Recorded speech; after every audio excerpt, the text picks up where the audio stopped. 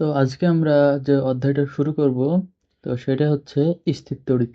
তো আমরা আস্তে আস্তে দেখার চেষ্টা করবো এই স্থির তড়িৎ অধ্যায় কি কি আছে, এবং এই অধ্যায়ের আহ, মানে বেসিক গুলো আমরা আস্তে আস্তে দেখবো, এবং সাথে সাথে আমরা ম্যাথমেটিক্যাল প্রবলেম গুলো সলভ করার চেষ্টা করবো। বিভিন্ন অলিম্পিয়াডে আসে ম্যাথমেটিক্যাল প্রবলেম গুলো আমরা দেখবো আস্তে আস্তে। তো আমরা শুরু করি। তো এই অধ্যায়ে এই অধ্যায়ের নাম হচ্ছে স্থির তড়িৎ। আমাদের 9-10 বইয়ে অধ্যায়ের নাম নাম দেওয়া আছে স্থির তড়িৎ। স্থির তড়িৎ স্থির তড়িতের ইংলিশ হচ্ছে স্ট্যাটিক ইলেকট্রিসিটি। তো স্থির তড়িৎ কি, এই স্থির তড়িৎ নাম হলো কেন, এই চ্যাপ্টারে তড়িৎ আবার স্থির এগুলো আমরা সব দেখবো। তবে এই অধ্যায়ে মোটা দাগে যে কন্টেন্ট গুলো আছে, মানে যে যে টপিক গুলো আছে, সেগুলো যদি আমরা একবার একটু দেখে নেই তাহলে একটু আমাদের ভালো হয়। তো সেই অধ্যায়ে যে টপিক গুলো আছে সেগুলা হচ্ছে, প্রথমেই প্রথমে আছে হলো চার্জ। প্রথমে আছে চার্জ, তারপরে ঘর্ষণ দ্বারা তড়িৎ সৃষ্টি, মানে ঘর্ষণের ফলে বিদ্যুৎ সৃষ্টি, তড়িৎ আবেশ, কুলম্বের সূত্র, তড়িৎ ক্ষেত্রের তীব্রতা, তড়িৎ বলরেখা, তড়িৎ বিভব পার্থক্য, তড়িৎ বিভব, চার্জিত গোলকে তড়িৎ প্রাবল্য, তড়িৎ বিভব, ধারক, সমান্তরাল পাত ধারক, ধারকের সমন্বয়, ধারকের সঞ্চিত শক্তি। এইগুলা মোটামুটি আছে। তো এর মধ্যে আরো টপিক হতে পারে, তো সেগুলো যদি আমরা পাই সেগুলো আমরা হলো মার্ক করে নেব। তো আমরা আজকে প্রথমে শুরু করব চার্জ কি। এই চার্জ জানার পরে আমরা এই স্ট্যাটিক ইলেকট্রিসিটি জিনিসটা কি, অর্থাৎ স্থির তড়িৎ কি, সেটা দেখব। তো প্রথমে আমরা শুরু করব চার্জ কি, এটা দিয়ে। তো প্রথমে আমাদের টপিক হচ্ছে চার্জ কি। আচ্ছা, শুরু। তো এটা আমরা করি, এই যে এবার আমরা দেখব চার্জ কি। এটা একটু মুছে নেই।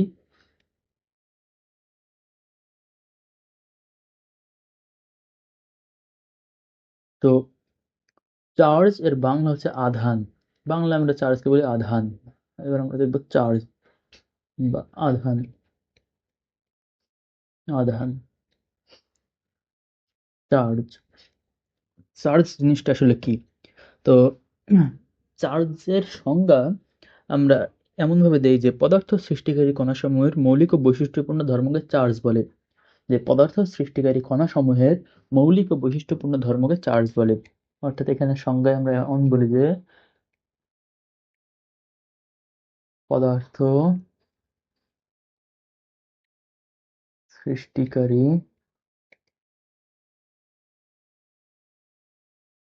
কণা সমূহের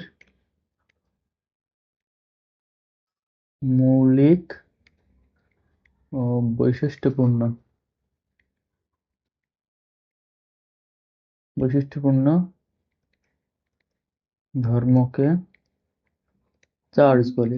তো কেন এমন সংজ্ঞা হলো চার্জের? আসলে চার্জ জিনিসটাই বা কি, এখন আমরা মানে বুঝলাম না। এটা একটা একটা সংজ্ঞা এমন ভাবে আমাদের বইগুলোতে লেখা থাকে।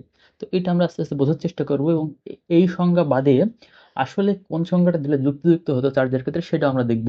তো আমরা এইটা বোঝার জন্য আমাদের সবচেয়ে যে যে জিনিসটা আমাদের উপকার করবে সেটা হচ্ছে আহ ইলেকট্রন, প্রোটন, নিউট্রন। এই উদাহরণটা যদি আমরা নেই তাহলে আমরা এটা খুব সুন্দর করে বুঝতে পারবো। সেটা হচ্ছে ইলেকট্রন, প্রোটন আর নিউট্রন। এই তিনটা তো আমরা জানি যে প্রত্যেকটা পদার্থই ইলেকট্রন, প্রোটন, নিউট্রন দ্বারা গঠিত। একেও যদি ভাঙি তাহলে কোয়ার্ক পাই। এগুলো আমরা কোয়ার্ক, স্ট্রিং পাই, এগুলো দেখবো না। আমরা যেগুলো আসলে পাই সেটা হচ্ছে ইলেকট্রন, প্রোটন, নিউট্রন। এটাই আমাদের বেসিক, যে একটা পদার্থকে ভাঙলে ইলেকট্রন, প্রোটন, নিউট্রন পাই। অর্থাৎ সকল পদার্থ ইলেকট্রন, প্রোটন, নিউট্রন দ্বারা গঠিত। তাই যদি হয় তাহলে আমরা ইলেকট্রনের ভর কত জানি? আমরা ইলেকট্রনের ভর আমরা জানি 9.1 ইন্টু 10⁻⁻31 কেজি। আর প্রোটনের ভর আমরা কত জানি? প্রোটনের ভর আমরা জানি 1.673 ইন্টু 10⁻⁻27 কেজি। আর নিউটনের ভর আমরা জানি, সরি সরি একটা ভুলে গেছে এখানে, 1.673, 1.672 হবে। প্রোটনের হবে 1.672, মানে একটু এগুলা আসলে তেমন ম্যাটার করে না। তবে দেখি আমরা 1.673 ইন্টু 10⁻⁻27 কেজি। ঠিক আছে, এটা তো আমরা জানি। তো এটা যেহেতু আমরা জানি, তো এবার যদি আমরা এমন একটা ক্ষেত্র বিবেচনা করি যে আচ্ছা, আমরা তো জানি যে বস্তু যদি ভর থাকে তাহলে তাদের মধ্যে মহাকর্ষ বল ক্রিয়া করে, এটা তো আমরা জানি। যে সাপোজ এখানে একটা বস্তু আছে এম ভরের, এখানে একটা বস্তু আছে, এটা M1, এটা হলো M2, এদের মধ্যবর্তী দূরত্ব যদি r হয়, তাহলে এদের মধ্যে যে মহাকর্ষ বল সমান সমান G m1 m2/r²। অর্থাৎ যদি বস্তুর মধ্যে ভর থাকে, ভর থাকার কারণে বস্তু একে অপরকে আকর্ষণ করে, ভর থাকার কারণে বস্তু একে অপরকে আকর্ষণ করে, এবং এই আকর্ষণ যে বল সেটার মান আমরা নির্ণয় করতে পারি। অর্থাৎ ভর থাকলে বস্তুর মধ্যে আকর্ষণ থাকবে, এটা তো আমরা জানি। যে ভর থাকলে, ভর মানে মহাকর্ষ বল, এটা থাকতেই হবে। ভর আছে তবে মহাকর্ষ বল নেই এমন হয় না। মহাকর্ষ বল, লব্ধি মহাকর্ষ বল শূন্য বা শূন্য হতে পারে, তবে ভর থাকলে মহাকর্ষ বল থাকবে, এইটা আমরা জানি, এবং এটাই তো হয়। তো ইলেকট্রনেরও তো ভর আছে, প্রোটনেরও তো ভর আছে, তাহলে এদের মধ্যে অবশ্যই যদি আমরা একটা জিনিস, আমরা একটা পারমাণবিক বিবেচনা করি যে এইখানে ইলেকট্রন আছে কক্ষপথে, এই নিউক্লিয়াসে প্রোটন আছে, নিউক্লিয়াসে প্রোটন আছে, তাহলে এদের এদের মধ্যে ওটা একটা দূরত্ব তো আছেই। আর দূরত্ব যে এইখানে হলো প্রোটন প্লাস নিউট্রন, আর কক্ষপথে ইলেকট্রন, এমন আমরা বিবেচনা করি। তাই যদি হয়, তাহলে এদের মধ্যে এদের যেহেতু ভর আছে, তাহলে এদের মধ্যে অবশ্যই মহাকর্ষ বল আছে। তাহলে এদের মধ্যে যদি মহাকর্ষ বল আমরা নির্ণয় করি, সেটা কত হবে? এফ সমান সমান G m1 না দেই আমরা, আমরা দেই M of electron into M of proton by R square. আমরা এবার যদি মানগুলো বসাই, জি এর মান তো আমরা জানি যে 6.673 ইন্টু 10⁻⁻11, এগুলো যদি মান টান বসাই তাহলে উপরে একটা ভ্যালু পাবো, এবং আর এর মান আমরা কত নেবো? আমরা মনে করবো এদের মধ্যবর্তী দূরত্ব হলো 1 সেন্টিমিটার। 1 সেন্টিমিটার মানে 0.01 মিটার।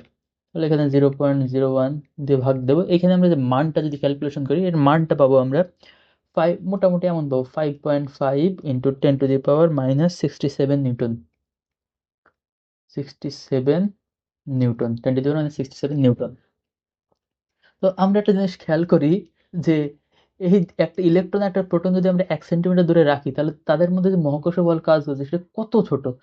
এটা হচ্ছে 10⁻⁻67, মানে কত কত ছোট। 10⁻⁻67 কত কত ছোট, অর্থাৎ অত্যন্ত ক্ষুদ্র, অত্যন্ত, মানে এটা বলতে পারো অত্যন্ত ক্ষুদ্র কি অত্যন্ত নগণ্য। অর্থাৎ একটা প্রোটন আর একটা একটা ইলেকট্রন আর একটা প্রোটন পরস্পরকে খুব কম বলে আকর্ষণ করে। তো এটাই তো হওয়ার কথা। আমরা কি জানি? পজিটিভ চার্জ পরস্পরকে বিকর্ষণ করে, নেগেটিভ চার্জ আর পজিটিভ চার্জ পরস্পরকে আকর্ষণ করে, এটা তো আমরা জানি। ইলেকট্রনের চার্জ নেগেটিভ, প্রোটনের চার্জ পজিটিভ। তার মানে এদের মধ্যে কি হওয়ার দরকার? একটা আকর্ষণ বল কাজ করার দরকার, এদের মধ্যে একটা আকর্ষণ বল কাজ করার দরকার। কিন্তু এই আকর্ষণ বলের মান আমরা কি পাচ্ছি? দেখো 5.5 ইন্টু 10⁻⁻67 নিউটন। এত দুর্বল যদি আকর্ষণ বল হয়, এত দুর্বল আকর্ষণ বল কি এদের মধ্যে কাজ করে? তো বিজ্ঞানীরা যখন এমনভাবে হিসাব নিকাশ করেন, তখন তাদের মনে এমন প্রশ্ন জাগে। তো তারা একটা জিনিস লক্ষ্য করেন যে যদি বাস্তবে, মানে এইগুলো তো আণুবীক্ষণিক জিনিস, তো আণুবীক্ষণিক পর্যায়ে তারা এইভাবে হিসাব নিকাশ করেন, যদি একটা প্রোটন, এখানে একটা নিউট্রন, এখানে একটা ইলেকট্রন, এখানে একটা প্রোটন, সরি নিউট্রন বলেছে, এখানে একটা ইলেকট্রন, এখানে একটা প্রোটন যদি আমরা রাখি, এবং এদের মধ্যে একটা দূরত্ব, এদের মধ্যবর্তী দূরত্ব যদি আমরা 1 সেন্টিমিটার বজায় রাখি, অর্থাৎ 1 সেন্টিমিটার দূরে যদি একটা ইলেকট্রন একটা প্রোটন রাখি, তাহলে তাদের মধ্যে যে আকর্ষণ বল কাজ করে, এই আকর্ষণ বল কাজ করে, সেটা হচ্ছে 2.3 ইন্টু 10⁻⁻20, সরি 2.3 ইন্টু 10⁻24 নিউটন। কি এখানে কি হলো হঠাৎ করে? তো আমরা তো হিসাব নিকাশ করে দেখলাম যে এই যে এদের মধ্যে আকর্ষণ বল হচ্ছে 5.5 ইন্টু 10⁻⁻67 নিউটন, কিন্তু প্রকৃতপক্ষে দেখা যাচ্ছে এদের মধ্যে আকর্ষণ বল হচ্ছে 2.3 ইন্টু 10⁻24 নিউটন। 10⁻24 মানে কত বড়, অনেক অনেক বড়, অনেক অনেক বৃহৎ বল এটা, অনেক অনেক বৃহৎ বল। তো এইখানে আসলে ব্যাপারটা হচ্ছে কি, আমরা হিসাব নিকাশ করে মানে তাত্ত্বিকভাবে পাচ্ছি এইটা, কিন্তু বাস্তবিক অর্থে আমরা পাচ্ছি এইটা। তো এইখানে যে 2.3 × 10⁻⁻24, আর এখানে 5.5 × 10⁻⁻67, এদের মধ্যে যে পার্থক্য হচ্ছে বলের, এটা কি কারণে হচ্ছে? অর্থাৎ এই এদের মধ্যে অতিরিক্ত যে আকর্ষণ বলটা হচ্ছে, এটা কি কারণে হচ্ছে? তো এই যে অতিরিক্ত একটা আকর্ষণ বলের উদ্ভব হচ্ছে, যে -67 থেকে 10⁻²৪, এই যে অতিরিক্ত একটা আকর্ষণ বলের উদ্ভব হচ্ছে, এই অতিরিক্ত বলটাকে বলা হয় হলো তড়িৎ বল। এই অতিরিক্ত যে বল, এই যে অতিরিক্ত অতি অতিরিক্ত যে এফ অতিরিক্ত যে এফ এটাই হচ্ছে তড়িৎ বল। অতিরিক্ত যে বল হচ্ছে সেটা হচ্ছে, অতিরিক্ত যে বলের উদ্ভব হচ্ছে সেটা হচ্ছে তড়িৎ বল। এবং বিজ্ঞানীরা এইটাও আবিষ্কার করেন যে এদের মধ্যে যে তড়িৎ বল ক্রিয়া করছে, তড়িৎ বলের যে সৃষ্টি হচ্ছে, তড়িৎ বলের সৃষ্টি হচ্ছে চার্জের কারণে। তড়িৎ বলের যে সৃষ্টি, যে আচ্ছা এখানে আমরা দেখছি যে মহাকর্ষ বলের উদ্ভব হচ্ছে ভরের কারণে।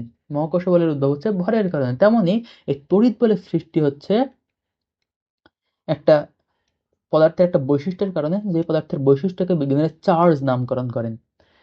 এই বৈশিষ্ট্যের যে উদ্ভব হচ্ছে, এই তড়িৎ বল যে উদ্ভব হচ্ছে, এইটা পদার্থের একটা বৈশিষ্ট্যের কারণে এই তড়িৎ বলের উদ্ভব হচ্ছে, এবং এই বৈশিষ্ট্যটাই হচ্ছে চার্জ বা আধান। বিজ্ঞানীরা এমনভাবে চার্জকে ডিফাইন করে, অর্থাৎ যে দুইটি বস্তুর মধ্যে যদি তড়িৎ বল, দুই বা ততোধিক বস্তুর মধ্যে যদি তড়িৎ বল কাজ করে, তাহলে এই তড়িৎ বল যে পদার্থের যে বৈশিষ্ট্যের কারণে এই তড়িৎ বল কাজ করে সেটা হচ্ছে চার্জ। এটা পদার্থের একটা বৈশিষ্ট্য।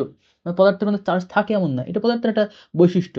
যেমন আমরা কি বলতে পারি একটা বস্তুতে 5 কেজি ভর আছে?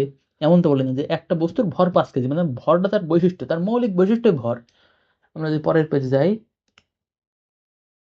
যে একটা বস্তুর মৌলিক একটা বৈশিষ্ট্য, হচ্ছে ভর। তেমনি ভাবে বস্তুর আরেকটি মৌলিক বৈশিষ্ট্য হচ্ছে চার্জ। এই দুইটাই বস্তুর মৌলিক বৈশিষ্ট্য, মানে দুইটা বস্তুর এই দুটো বৈশিষ্ট্য আছে।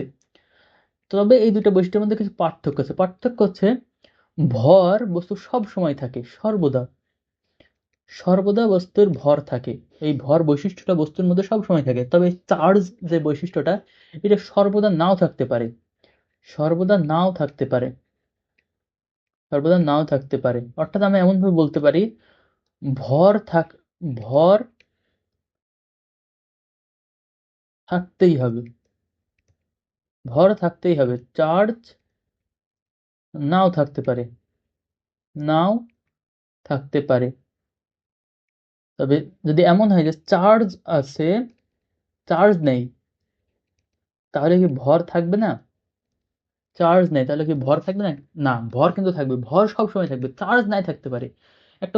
একটা বস্তুর মৌলিক যে বৈশিষ্ট্য চার্জ, এটা সে প্রদর্শন নাও করতে পারে। তবে এর যার একটা বৈশিষ্ট্য ভর, এটা সবসময় সে প্রদর্শন করে, ভর বৈশিষ্ট্য সে সবসময় প্রদর্শন করে, চার্জ বৈশিষ্ট্যটা সবসময় প্রদর্শন নাও করতে পারে। যদি চার্জ বৈশিষ্ট্য প্রদর্শন করে তাহলে তাদের মধ্যে তড়িৎ বল কাজ করবে।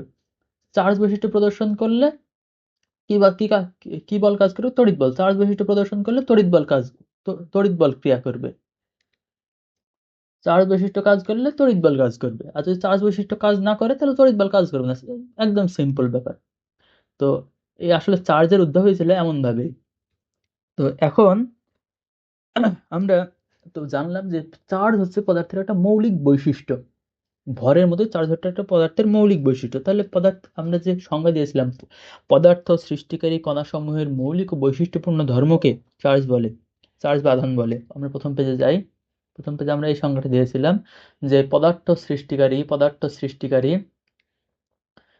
সৃষ্টিকারী কণাসমূহের মৌলিক ও বৈশিষ্ট্যপূর্ণ ধর্মকে চার্জ বলে। তাহলে সংজ্ঞাটা আমরা আসলে এখন বুঝতে পারছি যে কেন এই চার্জের সংজ্ঞাটা এমন দেওয়া হচ্ছে। চার্জ কিন্তু কোনো মানে জিনিস না যে এটা একটা বস্তুর মধ্যে আছে। চার্জ হচ্ছে একটা মৌলিক বৈশিষ্ট্য, মৌলিক একটা পদার্থ সৃষ্টিকারী কণা। তাহলে পদার্থ সৃষ্টিকারী কণা কি? ইলেকট্রন, প্রোটন, নিউট্রন, এদের একটা মৌলিক বৈশিষ্ট্য এবং মৌলিক ও বৈশিষ্ট্যপূর্ণ ধর্ম। আমরা বৈশিষ্ট্য বলতে পারি, ধর্ম বলতে পারি। সঙ্গে বলতে মৌলিক বৈশিষ্ট্যপূর্ণ ধর্মও যা বৈশিষ্ট্য দেয়, মানে এটা একটা বৈশিষ্ট্য বা তার ধর্ম। এই ধর্মটা সে প্রদর্শন করে বা এই বৈশিষ্ট্যটা সে প্রদর্শন করে বা করে না। তো এইটুকু আমরা বুঝলাম যে চার্জ জিনিসটা আসলে কি। এইবার আমরা একটা পেজে যাই।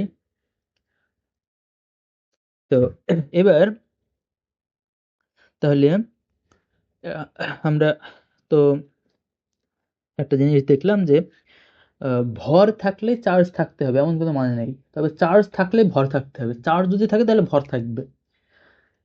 আচ্ছা, তো এখন আমরা যদি কয়েকটা পয়েন্ট একটু দেখি। যদি 1 সেন্টিমিটার দূরে 1 সেন্টিমিটার দূরে দুটি প্রোটন রাখলে প্রোটন রাখলে তারা একে অপরকে, এগুলো কিন্তু এক্সপেরিমেন্টাল, আমরা তাত্ত্বিকভাবে এটা দেখবো, তবে আগে এগুলো আমি যে তথ্যগুলো লিখছি এগুলো কিন্তু এক্সপেরিমেন্টাল। দুটি প্রোটন একে অপরকে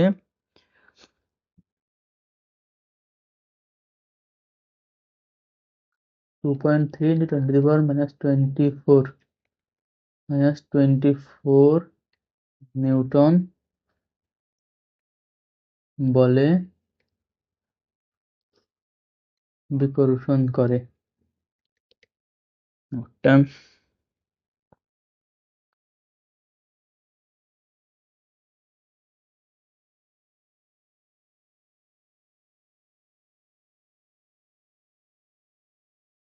বা 1 সেন্টিমিটার দূরে দুটি নিউট্রন রাখলে তারা একে অপরকে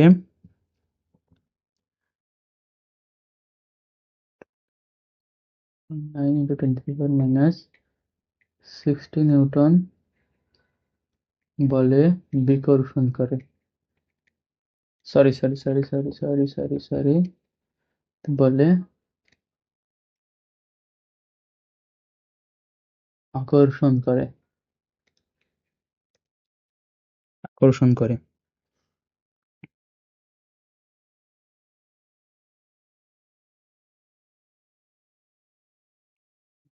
এবার একটা জিনিস খেয়াল করো, যে আমরা যদি দুইটা প্রোটনকে যে লেটস সাপোজ এখানে একটা প্রোটন আছে, এখানে একটা প্রোটন আছে, দুইটা প্রোটনকে যদি 1 সেন্টিমিটার দূরে রাখি, তাহলে তারা একে অপরকে 2.3 × 10⁻²4 বলে বিকর্ষণ করে। মানে এদিকে বিকর্ষণ করে, এদিকে বিকর্ষণ করে। তাহলে আকর্ষণ বা বিকর্ষণ কিসের জন্য কাজ করে? তড়িৎ বলের জন্য। আকর্ষণ বা বিকর্ষণ কাজ করে, তাহলে এই বিকর্ষণ কাজ করছে কিসের কারণে? তড়িৎ বলের কারণে। আর তড়িৎ বল সৃষ্টি হয় কিসের জন্য? চার্জের কারণে। আমরা এখন জানি না, আমরা এখন মনে করে নেবো যে আমরা জানি না প্রোটনের চার্জ ধনাত্মক বা ঋণাত্মক, নিউট্রনের চার্জ শূন্য, নিউট্রনের চার্জ ধনাত্মক বা ঋণাত্মক, আমরা কিছু জানি না। আমরা খালি এই যে দুটো তথ্য, এগুলো হলো তাত্ত্বিক তথ্য, মানে বিজ্ঞানীরা এগুলা পরীক্ষা করে এগুলো বের করেছে। তো সরি, তাত্ত্বিক তথ্য না, এগুলো হলো এক্সপেরিমেন্টাল তথ্য। এই তথ্যগুলো বিজ্ঞানীরা গবেষণা করে বের করেছে। তাই যদি হয়, তাহলে এইখানে কি বলছে যে দুইটা প্রোটনকে যদি 1 সেন্টিমিটার দূরে রাখি, তাহলে তারা একে অপরকে এত বলে বিকর্ষণ করে, এটা তারা দেখতে পেয়েছে। এবং এই বিকর্ষণ কিসের কারণে হয়? তড়িৎ বলের কারণে। আর তড়িৎ বল কিসের জন্য সৃষ্টি হয়? চার্জের কারণে। তাহলে অবশ্যই প্রোটনের, এই যে প্রোটনের অবশ্যই চার্জ আছে, এখান থেকে আমরা প্রমাণ করতে পারি যে প্রোটনের চার্জ আছে। এটা। এবার 2 নম্বর তথ্যটা কি বলছে? 1 সেন্টিমিটার দূরে দূরে দূরে যদি দুইটা নিউট্রন রাখি, এটা একটা নিউট্রন, এটা একটা নিউট্রন, এটা নিউট্রন, এটা নিউট্রন, 1 সেন্টিমিটার দূরে, তাহলে এরা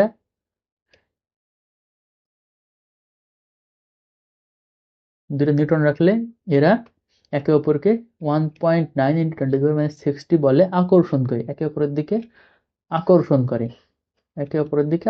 করে, আকর্ষণ করে।